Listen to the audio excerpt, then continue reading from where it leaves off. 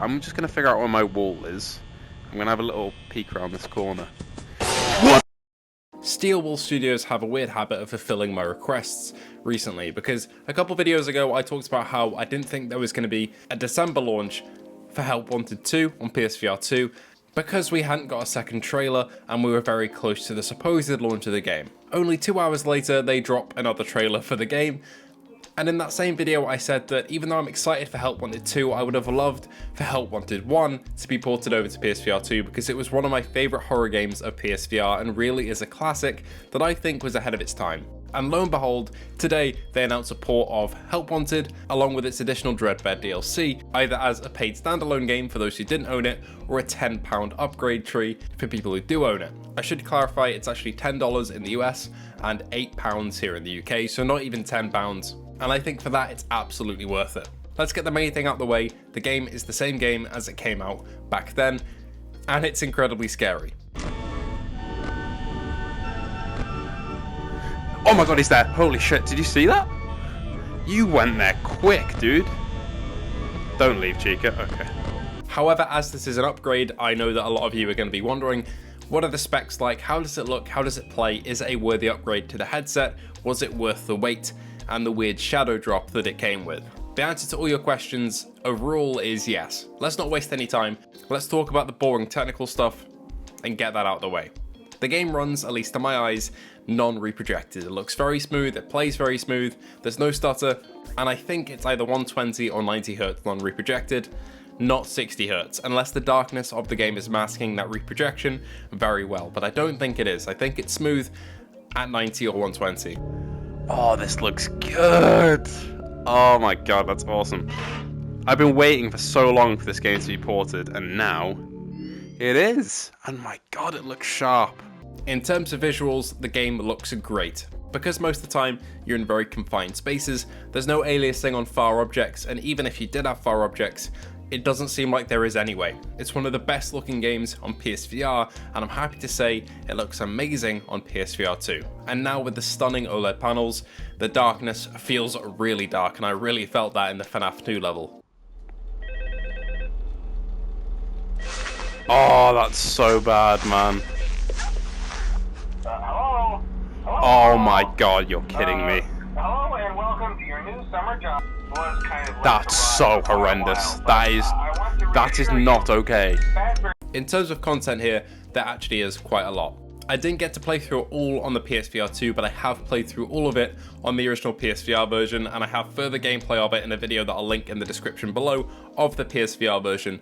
But for the stuff that I have played for the PSVR 2 one, everything has been translated over exactly, so there's no reason for really an updated view on any of these modes. But if you're not clear on what's in this package, let's go through it. We have ports of all of the first 3 FNAF games, minus I think the first night for most of them, so you'll be thrown into night 2 of all the nights I think starting off with, so it'll be a little bit hectic from the get-go, and that makes this kind of the perfect game to throw people onto this holiday season. I would say if they're around at your house and want to play some VR, put them on Helped Wanted because the controls are incredibly simple and you're thrown into the action right away at a moderate level of difficulty in each of the first nights you're presented with in Helped Wanted.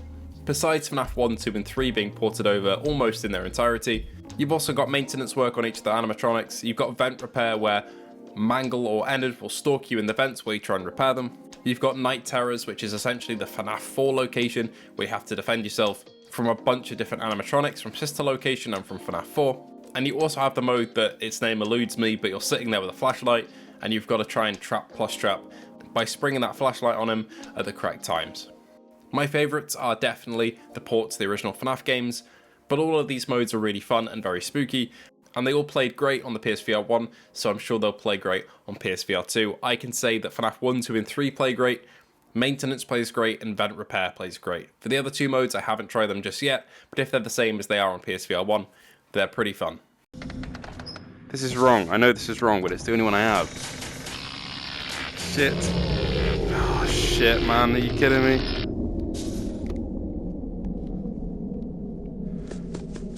Oh, shit. Oh, God. As for the DLC, I can't say I've touched that, so I can't attest to its quality. I did accidentally press the button that takes you there, saw this, and now it's here. What have I just pressed? What have I just pressed? Take me back. and then decided to bail out and play the main game. But there's plenty of gameplay online of the Dreadbed DLC. I'm sure you can find it if you want to, and apparently it's pretty good. So if you buy the game, you don't have to buy the DLC separately like you used to, you'll get it packed in. Anyway, with that all out the way, yeah, the game's terrifying. Great job. Oh, you... Seeing these animatronics in full 3D in VR is horrendous. It's absolutely horrendous, especially in the stillness of the maintenance levels where you're having to repair and service them. It's awful. It's absolutely awful in the best possible way. Ed. Oh no. It looks like Chica has picked up some unwanted friends. Oh To my clear god. the infestation, apply the fast.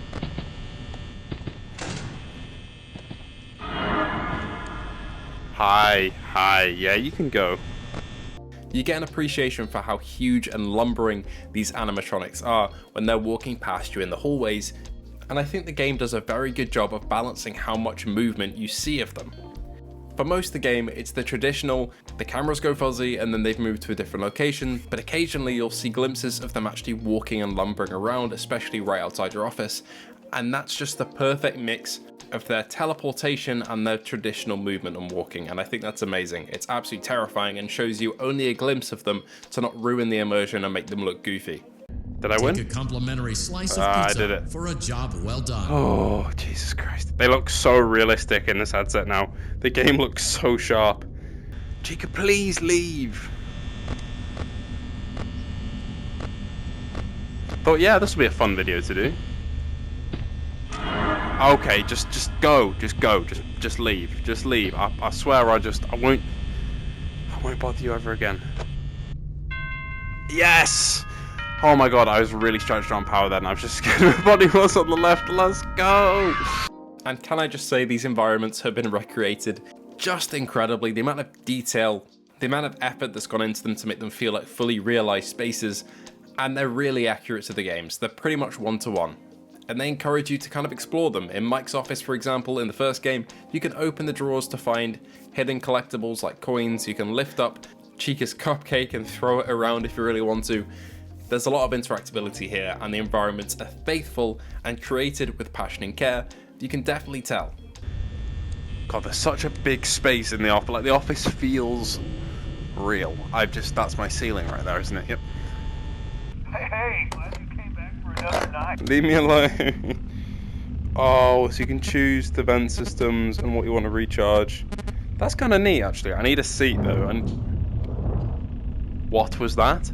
After revisiting the original FNAF games many years later, the jump scares just don't really hit the same. A lot of them feel very flat, and I think that's because I've been exposed to so many VR horror games that do jump scares and deliver great atmosphere through a 3D space. Don't get me wrong, I think the original FNAF game, especially 1, is pretty great, but seeing these jump scares in full 3D adds a different level of immersion and terror to it. Honestly, I can't really describe or explain it, I just have to put you in the headset, which unfortunately isn't possible, so you'll just have to take my word for it. If you're a FNAF fan though, I mean, this one's a no-brainer, you probably have already bought it, but if you haven't and needed the green light on the technical stuff, like the visuals and the gameplay, this is your signal. Go and buy this game, it's pretty damn great. Turn the music box to Freddy's chest cavity, and we'll call it a day. Oh no! You seem to have mishandled Freddy's music box. This is not good. My bad. A replacement may be found on the work table. Anyway, thank you all for watching. I hope you did enjoy. I certainly enjoyed making this one. This has been a blast to revisit, even though it's been terrifying. But if you did enjoy, feel free to like and subscribe, and I hope to see you all in the next video. Okay, it's fine. It's fine. It's fine. It's fine. It's fine. I can do it. I can do it. I can do it. Crisis averted. I did it. To close Freddy's chest cavity, press the large black button on the center of Freddy's face. His nose? That concludes your time in parts and service. Okay.